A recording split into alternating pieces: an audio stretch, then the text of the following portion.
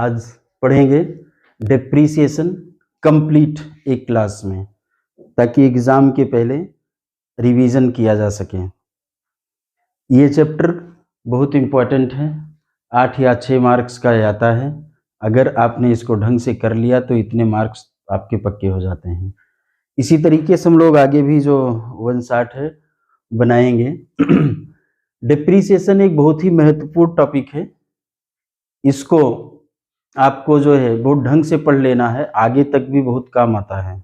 ठीक है, इसमें अभी फिलहाल हम लोग 2 मेथड पढ़ते हैं 11th लेवल पर। कौन कौन सा?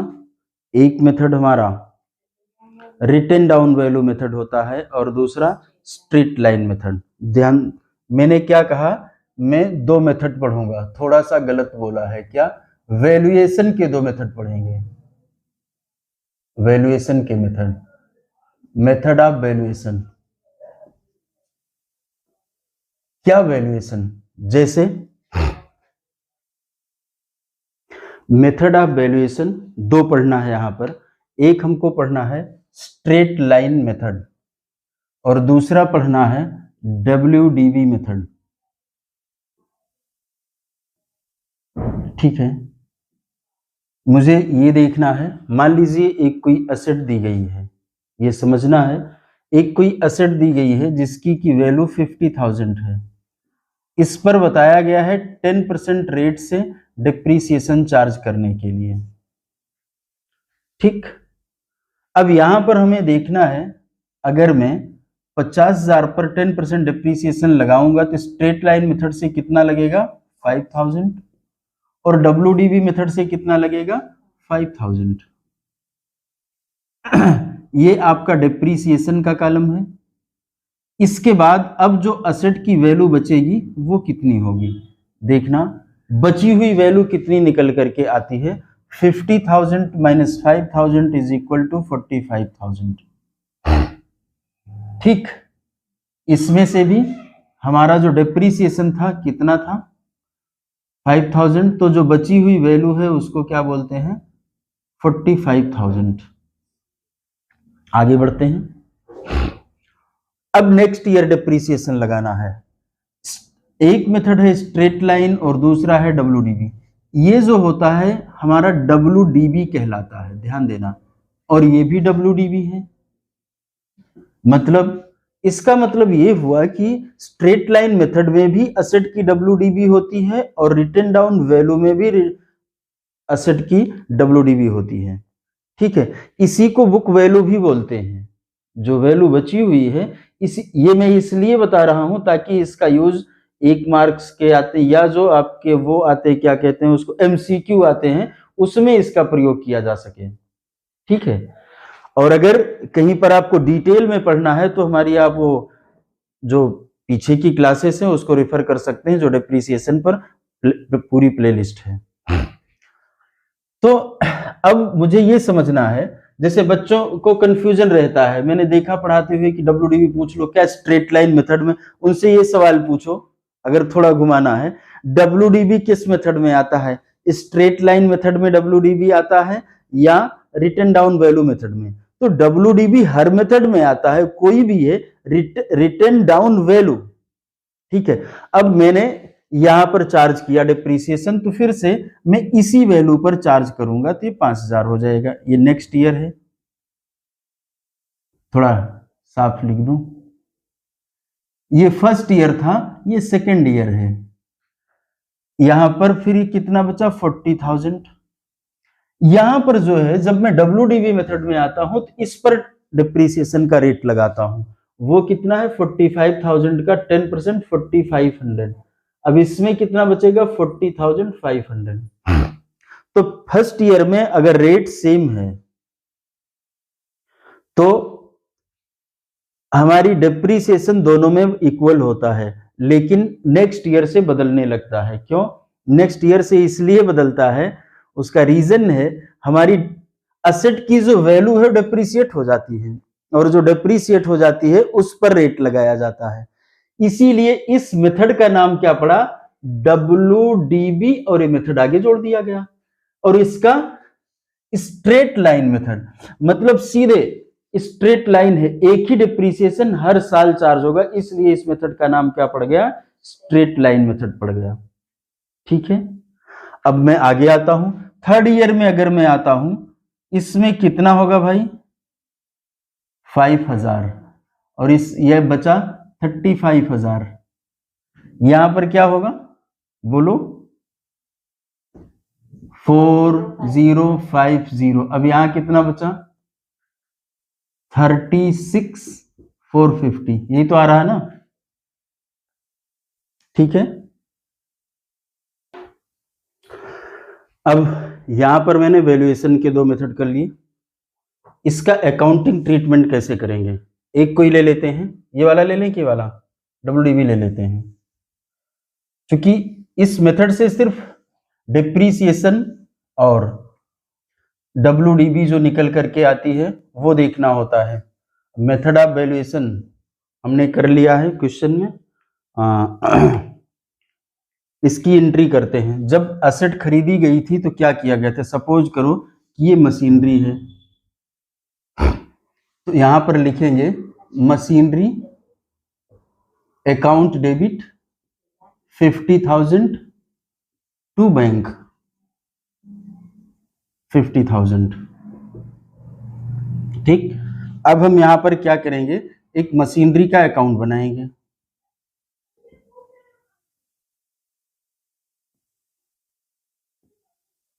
देखो मैं अपना काम इसी 4 कॉलम में चला लेता हूं, आप लोग जो अपना बनाना है ये सब बनाइएगा।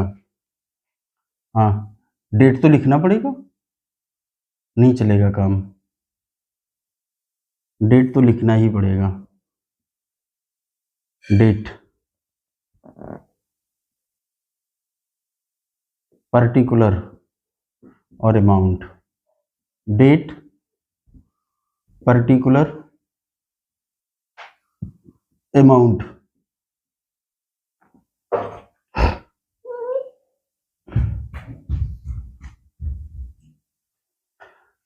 फिर क्या होगा, ये मान लीजिए 1/4/19 को था, यहां पर लिखेंगे 1/4/19, मशीनरी के डेबिट में लिख देंगे टू बैंक, कितना लिख दिया हमने 50,000।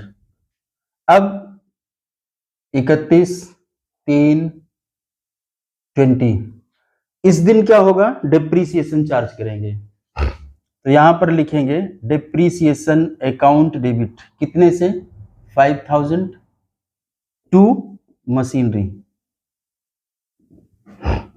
कितने से 5,000 से। ठीक, और क्या करेंगे, डिप्रीसिएशन अकाउंट को क्लोज करेंगे, कहां पर क्लोज करते हैं, PL में, इसी सेम डे, तो यहां पर लिखेंगे to profit and loss, sorry to depreciation 5,000, debit क्या करेंगे, profit and loss account debit 5,000। फिर हम यहां डिप्रीसिएशन का भी अकाउंट बना सकते हैं, डिप्रीसिएशन का अकाउंट बनाया हमने,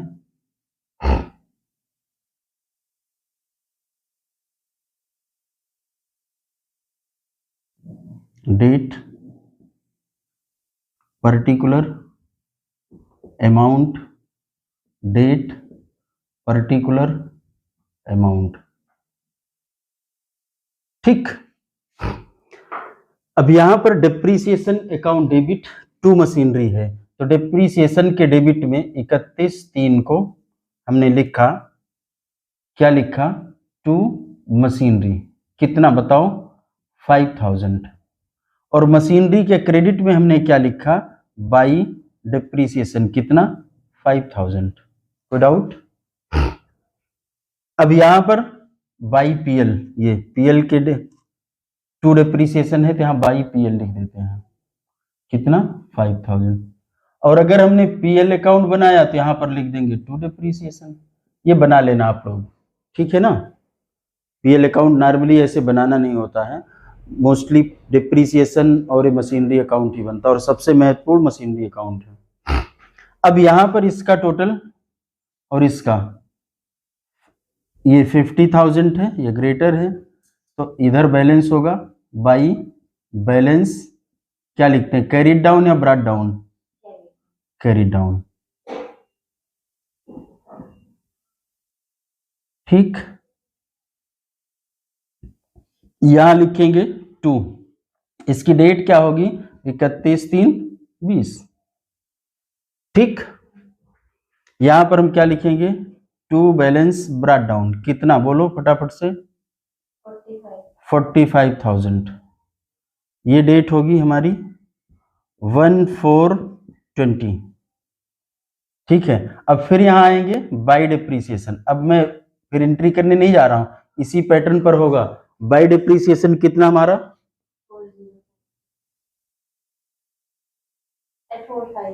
4500। ठीक है, अब यहां पर है 45,000। फिर अगर हम देखें, अब डिप्रीसिएशन में भी लिखेंगे 31/3 को, ये भी 31/3/21 को, 31/3/21। क्या लिखेंगे, 2 मशीनरी, यही तो लिखेंगे ना, 4500 और बाई पीएल करके इसको खत्म करेंगे, 4500।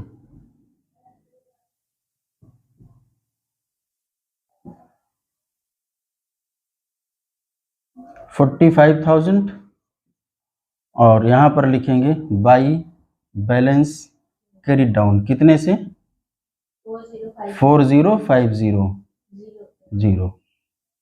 ठीक है, यहां पर फिर 1/4/21 टू बैलेंस ब्रॉट डाउन, कितना, 40500। इस तरीके से हम लोग एंट्री करते रहेंगे। हम तीसरी साल क्या नहीं कर रहे हैं, आप कर लेंगे। ठीक, कोई डाउट है, नहीं ना? ये एक मेथड हुआ। अगर इसी क्वेश्चन को हम दूसरे मेथड से करते तो क्या करते, इसी क्वेश्चन को हम दूसरे मेथड से भी कर सकते थे, तो हमारी एंट्री चेंज होती है। क्या एंट्री होती, machinery account debit to bank, ये तो सेम रहती है, ध्यान देना है, machinery account debit to bank same रहेगी, मतलब ये एंट्री सेम होगी। ठीक, फिर क्या करेंगे, डिप्रीसिएशन अकाउंट डेबिट तो करेंगे, लेकिन टू मशीनरी नहीं करते हैं, टू मशीनरी नहीं करते हैं। यहां पर टू मशीनरी करने के बजाय हम क्या कर देंगे,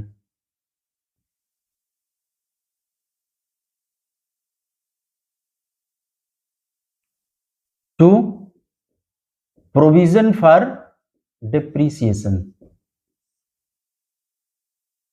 ठीक, और फिर जब डिप्रीसिएशन को क्लोज करेंगे तो PL account debit to depreciation. ध्यान रहे, सिर्फ एक डिफरेंस आया है, सिंगल डिफरेंस है,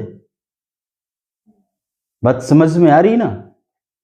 मतलब मैंने डिप्रीसिएशन का एक क्यूमुलेटिव अकाउंट खोला। क्यूमुलेटिव अकाउंट का मतलब है जितना होता जाएगा सबको एक साथ हम ऐड करते जाएं, क्यूमुलेटिव क्या ही मतलब है, क्यूमुलेट करते जाएंगे। आप लोगों ने स्टैटिस्टिक्स में क्यूमुलेटिव फ्रीक्वेंसी पढ़ रखी होगी। क्या है क्यूमुलेटिव फ्रीक्वेंसी, इसकी फ्रीक्वेंसी, इस वाले क्लास की फ्रीक्वेंसी प्लस पिछले वाले क्लास की फ्रीक्वेंसी, तो वही एक्यूमुलेटेड, इसको प्रोविजन फॉर डिप्रीसिएशन या एक्यूमुलेटेड डिप्रीसिएशन भी बोला जाता है। ये किसको रिप्रेजेंट कर रहा है, ध्यान से देखना है, मशीनरी के बदले खोला गया है, तो कौन सा अकाउंट होगा, रियल अकाउंट होता है, because it is representing two the machinery. पूछो लोगों से तो गड़बड़ा जाते हैं, कहते हैं कि नॉमिनल अकाउंट है। तो किसके बदले में, आदमी का रिप्रेजेंटेटिव कुत्ता थोड़े ना हो सकता है, आदमी का रिप्रेजेंटेटिव, कोई सांसद है तो उसका रिप्रेजेंटेटिव कौन होगा, आदमी ही तो होगा। बात समझ में आ रही ना? तो मशीनरी का रिप्रेजेंटेटिव कौन होगा, नॉमिनल कैसे हो जाएगा, और नॉमिनल है तो क्लोज करना होता हमको। तो हम अगर इस यहां पर देखेंगे तो ध्यान देना है, फिर मुझे एक नया अकाउंट ओपन करना है, उसका क्या नाम होगा, प्रोविजन फॉर डिप्रीसिएशन। ठीक है,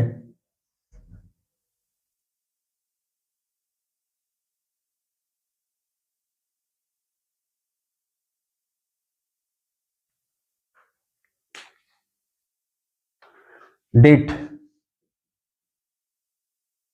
यहां पर टू प्रोविजन है, मतलब यहां लिखेंगे बाई डेप्रीसिएशन।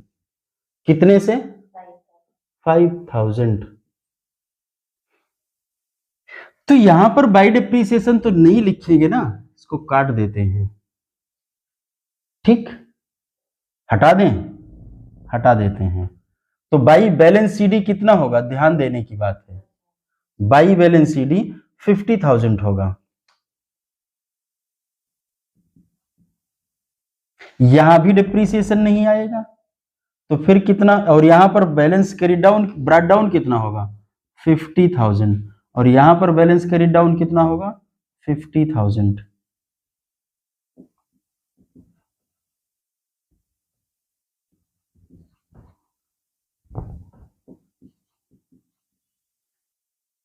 डाउट तो नहीं है ना?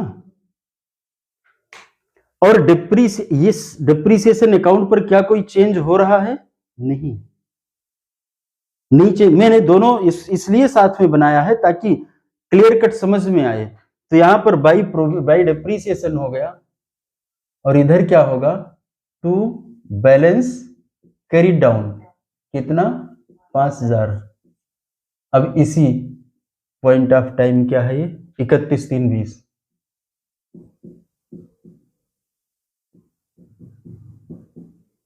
तो ये 1/4/20 लिखा जाएगा बाई बैलेंस ब्रॉट डाउन कितना? 5000। ठीक, फिर नेक्स्ट ईयर एंट्री करेंगे। नेक्स्ट ईयर जब एंट्री करेंगे तो क्या लिखेंगे? By depreciation 4500। टोटल कितना हुआ? 9500। और यहां पर क्या लिख देंगे? टू, ये डेट डाल देते हैं 31/3/21।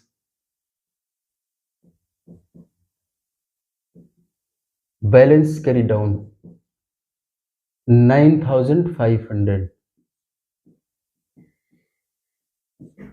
By balance brought down. ठीक, जब पीछे हमने देखा था, पीछे हमारी एसेट का बैलेंस क्या था? यहां पर ध्यान है, हमारी एसेट का बैलेंस अगर आपको ध्यान है तो एसेट जो मशीनरी का बैलेंस था 45,000 था पीछे। अब क्या है? अब हमारे पास मशीनरी है 50,000 और प्रोविजन है 9500। ये कितना बचा? 40,500 है वही चीज, लेकिन बस जो मैं डिप्रीसिएशन यहां से माइनस कर रहा था बार बार, उसको मैंने क्या कर दिया? एक अलग अकाउंट बना दिया, एक अलग डिब्बे में उसको डालना शुरू कर दिया। That is called provision for depreciation account या एक्यूमुलेटेड डिप्रीसिएशन अकाउंट। क्लियर है? दोनों मेथड का फर्क समझ में आ गया? ठीक है, कोई डाउट तो नहीं है? तो मतलब ये हम लोग डिप्रीसिएशन चार्ज करते हैं। डिप्रीसिएशन चार्ज करते क्यों हैं? या जो भी थ्योरी बोली जा रही है उसको आपको कहां पर प्रयोग करना है? पूछा जा सकता है, किस रूप में पूछा जा सकता है? शॉर्ट क्वेश्चन के रूप में। तो डिप्रीसिएशन होता है मैंने कोई खर्चा किया। हमने पढ़ रखा है कि कैपिटल एक्सपेंडिचर होता है कि रेवेन्यू एक्सपेंडिचर होता है। जो कैपिटल एक्सपेंडिचर होता है वो expenditure over the year right of किया जाता है, और जो revenue over the year right of मतलब 1 साल 2 साल 3 साल 5 साल, जैसे हमने 50,000 खरीदा, अब पीएल में कितना भेजा? 5,000, फिर कितना भेजा? 4,500। और जो रेवेन्यू एक्सपेंडिचर होता है उसको क्या करते हैं? सीधा सीधा पूरा एक बार में पीएल में भेज देते हैं। इसमें भी तो वही मशीनरी का ही पैसा भेज रहे हैं ना, तो ये डिफरेंस है। बात समझ में आ रही है? रिटन डाउन वैल्यू मेथड होता है, स्ट्रेट लाइन मेथड होता है। स्ट्रेट लाइन में सेम अमाउंट जाता है हर साल, और रिटन डाउन वैल्यू में क्या कहते हैं? डिप्रीसिएशन अमाउंट धीरे धीरे डिक्रीज होता जाता है। अब पूछा जाए कि कौन सा मेथड ज्यादा अच्छा है? रिटन डाउन वैल्यू मेथड सबसे अच्छा मेथड है। इसलिए मेथड अच्छा है, क्यों? जैसे जैसे हमारी मशीनरी पुरानी होती जाती है वैसे वैसे हमारा डिप्रीसिएशन कम होता जाता है और खर्चे बढ़ते जाते हैं उस मशीनरी। जब हम नई मशीन लाते हैं तो खर्चे कम होते हैं, डिप्रीसिएशन ज्यादा है। जब मशीन पुरानी हुई, खर्चे बढ़े, डिप्रीसिएशन कम है, तो दोनों मिला करके ऐसा नहीं एकदम एग्जैक्ट बैलेंस मैच होता है, लेकिन थोड़ा सा अच्छा रहता है। बात समझ में आ रही है?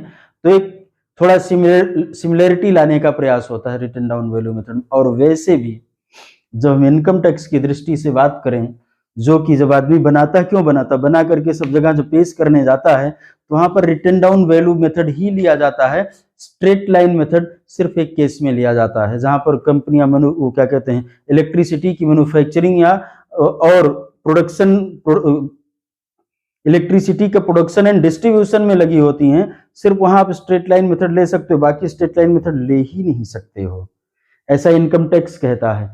तो मतलब अगर आप बड़े बिजनेसमैन हुए तो आपको इनकम टैक्स में जाना है, और जाना है तो कौन सा मेथड लगाना है, डब्ल्यूडीबी मेथड लगाना है। एक मेथड में सिर्फ स्ट्रेट लाइन चलता है, वो भी आप हाँ करोगे तो मैंडेटरी नहीं है। तो most accepted method is a WDV method. ठीक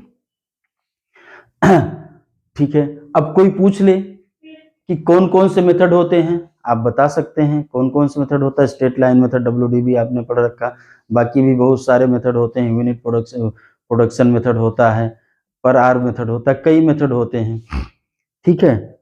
डिप्रिसिएशन क्यों चार्ज किया जाता है, नॉर्मल वियर एंड टियर होता है, कोई भी चीज अगर आप चलाओगे, कुछ प्रयोग करोगे तो उसकी वैल्यू धीरे धीरे डिक्रीज होती जाती है, या लैप्स ऑफ टाइम की वजह से होता है, टाइम बीतता जाता है, या एब्सोलेंस ऑफ टेक्नोलॉजी, टेक्नोलॉजी बाहर हो गई। जैसे पहले आदमी, इस मोबाइल के पहले एक टेक्नोलॉजी थी, पेजर आया, पहले कुछ नहीं था।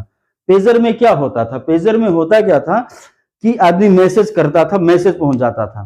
फिर धीरे धीरे मोबाइल आ गया, मोबाइल में पहले बड़े बड़े मोबाइल आए, फिर छोटे छोटे आए, फिर एंड्रॉइड आया। तो ऐसे जो है, जो हमारी टेक्नोलॉजी भी बाहर, मतलब जब टेक्नोलॉजी नहीं आ जाती है तो टेक्नोलॉजी जो इस समय चल रही है खराब हो जाती है, या यूजलेस हो जाती है, या कम यूज की हो जाती है। इन सभी कारणों से हम उस पर डिप्रिसिएशन लगाते हैं।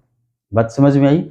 कोई चीज हमने खरीदा और उसकी वैल्यू कमी नहीं हो रही है, और उसकी लाइफ भी इन्फिनाइट है, जैसे लैंड, उस पर हम डिप्रिसिएशन नहीं लगाते हैं। बिल्डिंग, बिल्डिंग की वैल्यू तो बढ़ रही होती है, लेकिन उसकी लाइफ एक निश्चित है, इसलिए उस पर डिप्रिसिएशन लगता है। कभी कभी पूछ लिया जाता है, तो बिल्डिंग की वैल्यू तो बढ़ी, लेकिन मान लीजिए उस बिल्डिंग की लाइफ 50 साल है, 50 साल बाद तो खत्म हो जाएगी ना, इसलिए उस बिल्डिंग पर तो डिप्रिसिएशन लगता है, लेकिन लैंड पर डिप्रिसिएशन नहीं लगाया जाता है।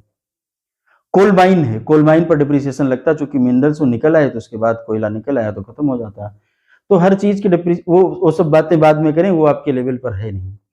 तो ये जो है हमारा डिप्रिसिएशन के हमने दो मेथड कर लिए, दो मेथड से वैल्यूएशन किया, और दो मेथड से हमने एक विद प्रोविजन, एक विदाउट प्रोविजन, और दोनों को एक में किया, तो मुझे लगता है क्लियरिटी ज्यादा होगी। अब हम लोग क्या करते हैं, एक क्वेश्चन लेते हैं और उसको करते हैं। और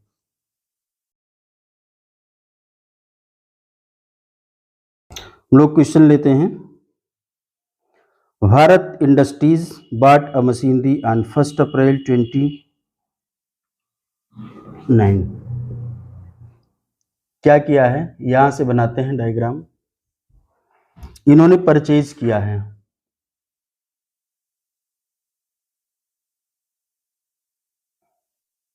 एक मशीन खरीदा है 80,000 की।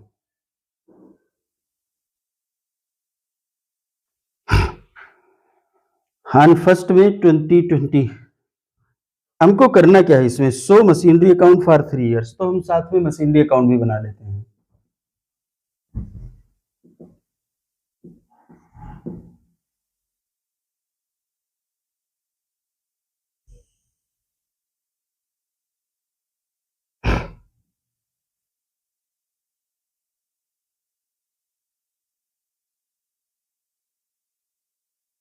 पर्टिकुलर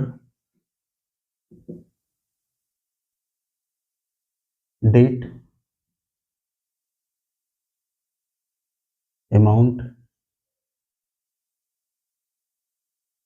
पर्टिकुलर्स,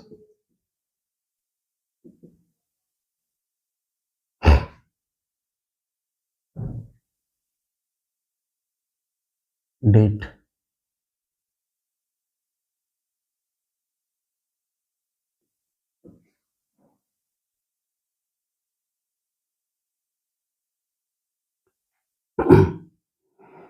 तो Bharat industries bought a machine on 1st April 2029 और हमको जो बनाना है कुछ लिखा आगे, ठीक है। और अनदर मशीन भी परचेज किया ऑन 1 मई 20 को। चलिए शुरू करते हैं हम लोग। यहाँ पर जब मशीन परचेज होती है तो एंट्री क्या करते हैं बताइए? तो हम लिख लें 2019, इसकी डेट है अप्रैल 1, टू बैंक, अमाउंट है 80,000। ठीक। अकाउंट्स आर क्लोज ऑन 31 दिसंबर। इन्होंने कहा है कि जो अकाउंट क्लोज होगा वो 31 दिसंबर को क्लोज किया जाएगा। तो ये 80,000 इन्होंने कब खरीदा है? 1/4/19 को। ठीक। यहां से हमारा ईयर शुरू हुआ 1/1/19 से, और क्लोज कब होगा भाई बताइए? 31/12/19 को। ठीक है। ऑन 1 मई 2020, यहां देखना पड़ेगा ये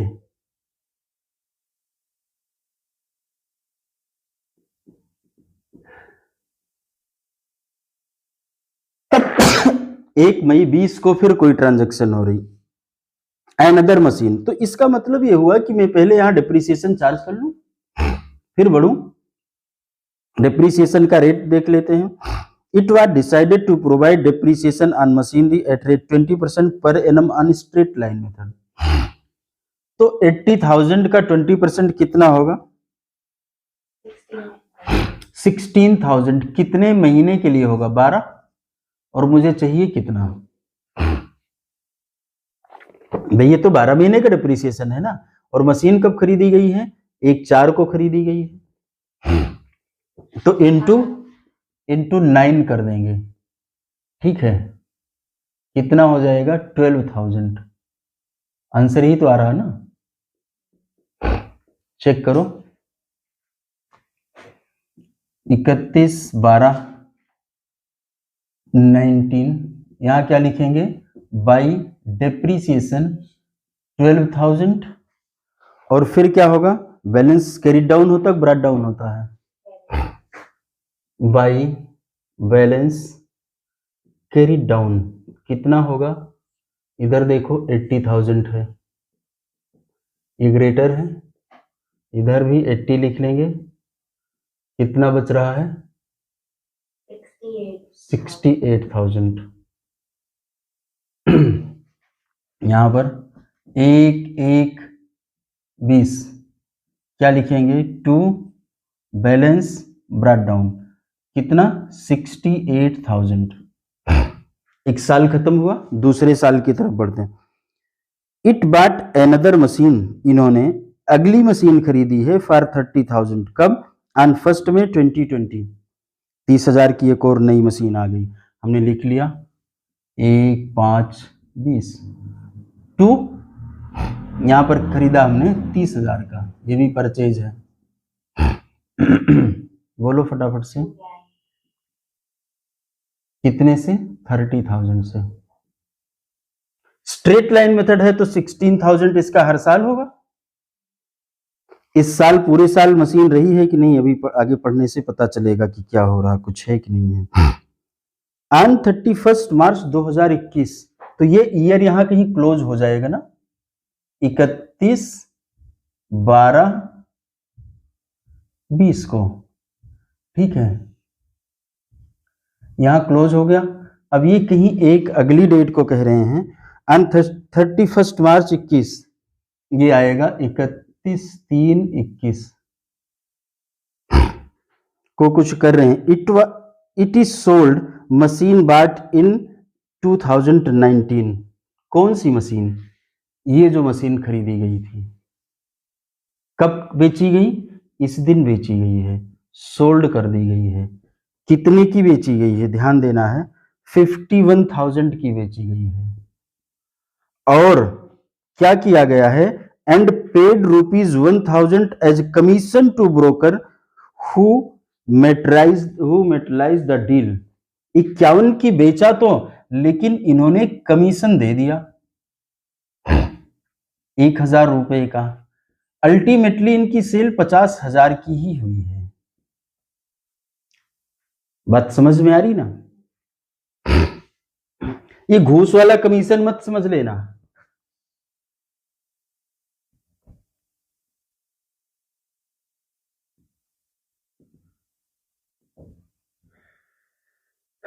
कौन सी मशीन? ये वाली मशीन किस दिन बेची गई है? 31/3/21 को।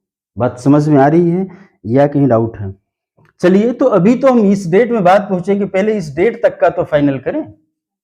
इस डेट की ही अभी फाइनलाइजेशन नहीं हुआ है, तो मैंने लिख लिया बाई डिप्रीसिएशन कितना? पहली वाली मशीनरी का 16,000, और इस वाली मशीनरी का भाई देखो 30,000 इंटू 20 कितना हुआ? बोलो 20%, 6,000 ना।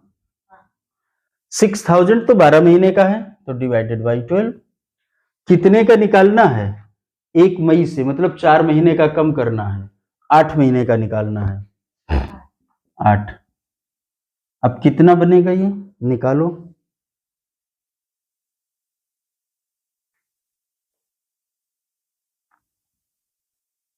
$4,000 तो नहीं आ रहा?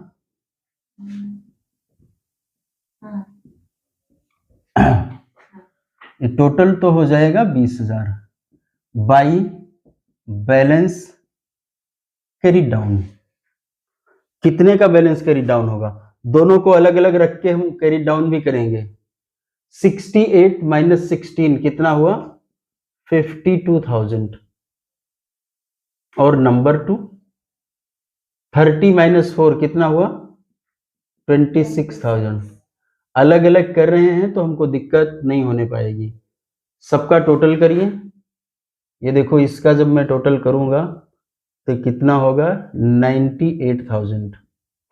इसका भी यही आना चाहिए 98,000, क्योंकि बैलेंसिंग कर लिया हमने।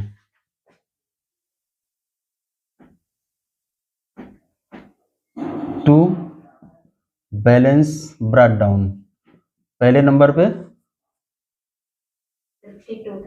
52,000, दूसरे पर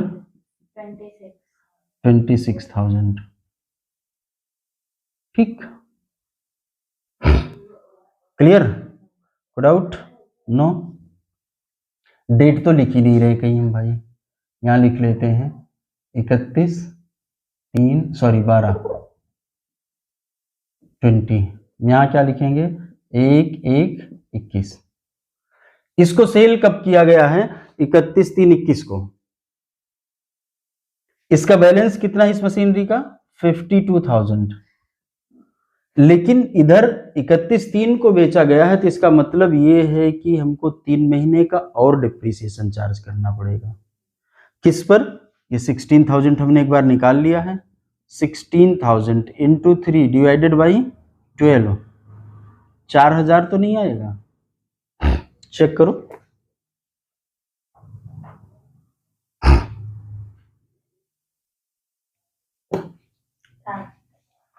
तो 31/3/21 को बाई डिप्रीसिएशन कितना हो गया?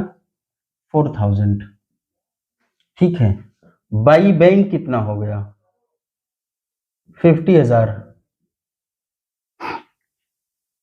50,000 में बेचा। अब कमीशन यहाँ कहाँ लिखने लाएंगे? हम इसमें 50,000 ही लिख देते हैं। ठीक है, वो कैसे? वो यहाँ से बना है। अगर कुछ लिखना होगा वर्किंग नोट वगैरह तो आप लिख देना, इसको वर्किंग नोट बना लेना, क्योंकि ये रफ वर्क भी साथ में मतलब हो रहा है। बात समझ में आ रही ना? ये मैंने डायग्राम क्यों बनाया? इसलिए बनाया है कि कंफ्यूजन नहीं रहता है कि कब रुक जाना है हमको, नहीं तो हम लोग बहुत लोग कंफ्यूज हो जाते हैं। एक्सपर्ट हो जाइए, डायग्राम बनाइए ना बनाइए कोई बात नहीं है। बात समझ में आ रही ना? नहीं समझ में आता कौन सी एसेट किस साल में लिख दें, तो इसलिए बना। अच्छा, 31/12 को रुक गया तो देखते ही हमें ध्यान आ जाता, नहीं तो हम गलती कर बैठते हैं। अब ये बताओ, मैंने ये जो एसेट थी कितनी वैल्यू बची थी भाई इसमें? 52,000। इसमें से 4,000 और माइनस कर दिया, कितना बचा? 48,000। 48,000 की एसेट को बेच कितने में रहे हैं? 50,000 में। तो यहां क्या करेंगे? 50,000 माइनस 48,000, ये कितना हो जाएगा 2,000 का प्रॉफिट होगा। तो यहाँ पर क्या लिखेंगे, यहाँ लिख दें इधर to profit on sale of asset 2,000। Clear है या कोई डाउट है? अगर डाउट है तो पूछ लेना, ठीक है। अब हमारी जो भी एसेट बचेगी, कुछ और तो नहीं खरीद रहे हैं, देख लें। It bought a new machine on the same date for 27,000। इसी दिन एक परचेज भी हुआ है, कितने का 27। समझ में आ रहा ना? मैंने तो ये सब लिख दिया। अब ये अगर बाद में कोई समझना चाहेगा फिर दिक्कत है, मैं लिखता चला जा रहा हूं। तुरंत जो समझेगा ठीक है, कहीं ऐसे बहुत सजाया नहीं हमने इनको कि बहुत सजाने से बैठ के रट ले कोई, उसको देखना पड़ेगा। अगर सजाना है तो अपनी भाषा में सजा लेगा। तो इन्होंने क्या किया है, 27,000 की एक एसेट भी खरीद लिया है। तो हम यहां पर लिख देंगे मार्च 31 को ये जो है एक ट्रांजैक्शन हुई है जिसका नाम है टू बैंक, ठीक। अब इस पर भी वही डिप्रिसिएशन चार्ज करना है। क्लियर? तो 27 का 20% कितना होगा 5400 डिवाइडेड बाई 12 इंटू 9, निकालो कितना आएगा, बोलिए।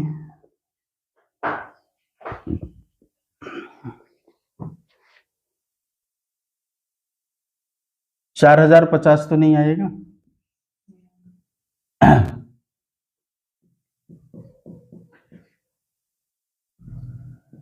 By depreciation. एक तो उस वाले का डिप्रीसिएशन है, उसका डिप्रीसिएशन कितना निकाला था 30,000 का हम लोगों ने, बताओ। 4,000 की 6,000? अरे 4,000 तो उस साल था, और तीसरे का डिप्रीसिएशन हम लोगों ने कितना निकाल लिया 4,050 इस साल का। दोनों को जोड़ देंगे 10,050 हो जाएगा,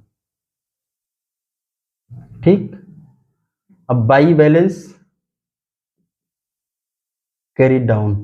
दूसरी एसेट बची है 26 की थी, 6 और 4 हो गया तो कितना बचा 20,000, ठीक है। तीसरे में से 4,050, 27 माइनस 4 कितना होगा 23, 22,950, यही तो आ रहा है ना।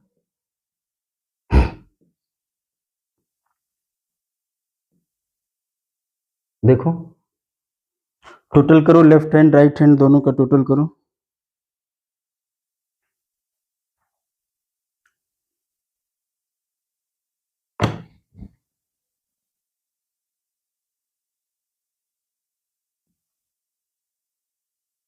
छः 2 8 8 2 10 17 2 1 3 3 2 5 5 5 10 1,07,000 इतना इधर का भी आना चाहिए, देख लेना,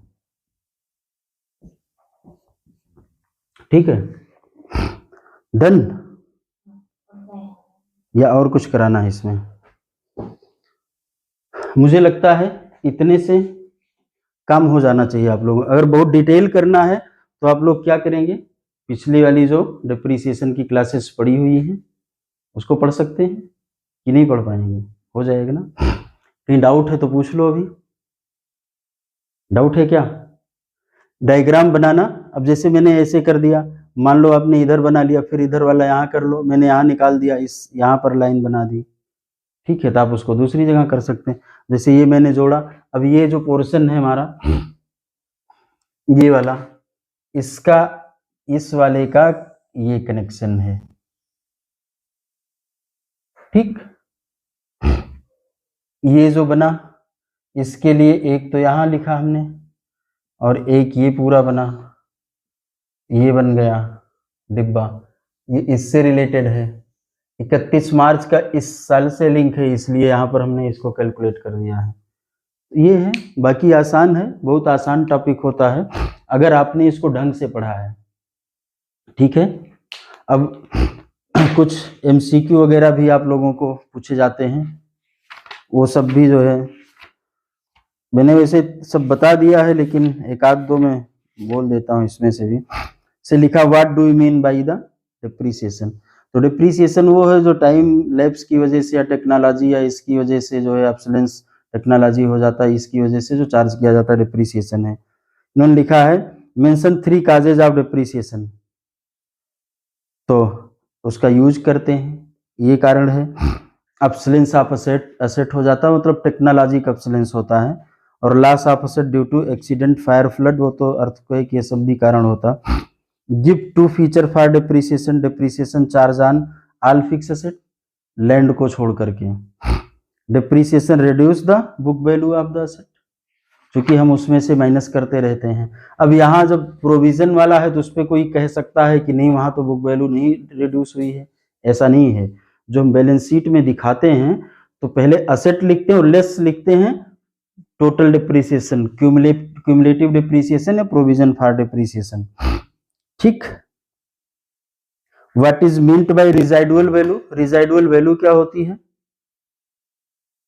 बताओ? जो हम उम्मीद करते हैं कि जब हमारी एसेट की लाइफ खत्म हो जाएगी तब कितने में बेच देंगे, तो ये एस्टिमेटेड होती है। हमारी कॉस्ट एक्चुअल होती है, लेकिन स्क्रैप वैल्यू क्या होती है? एस्टिमेटेड होती है। उसकी लाइफ क्या होती है? ये भी एस्टिमेटेड होती है। ठीक है। अब इसके बाद मैंने सब पढ़ा दिया है, आप लोगों को अगर कोई दिक्कत होगी। एक और इन्होंने पूछा what is meant by the asset disposal account. तो एसेट डिस्पोजल अकाउंट क्या होता है? जब हम कोई एसेट बेचने लगते हैं तो एक एसेट डिस्पोजल का, पीछे हम लोगों ने डिस्कशन किया है, उसका एक अकाउंट बनाते हैं। ठीक है, कि अब ये एसेट डिस्पोज हो रही तो एक अकाउंट क्रिएट करते हैं, उसी के थ्रू उसको डिस्चार्ज कर देते हैं। ये हमारा एसेट का disposal account, asset disposal account होता है। बाकी अगर कोई डाउट है तो पूछ सकते हैं, नहीं तो लिख, अभी नहीं तो बाद में आप लोग लिख करके भी पूछ सकते हैं, अगली क्लास में पूछ सकते हैं। डन, डिप्रिसिएशन कंप्लीट होता है। फिर हम लोग आएंगे अगले टॉपिक पे, फिर मिलते हैं।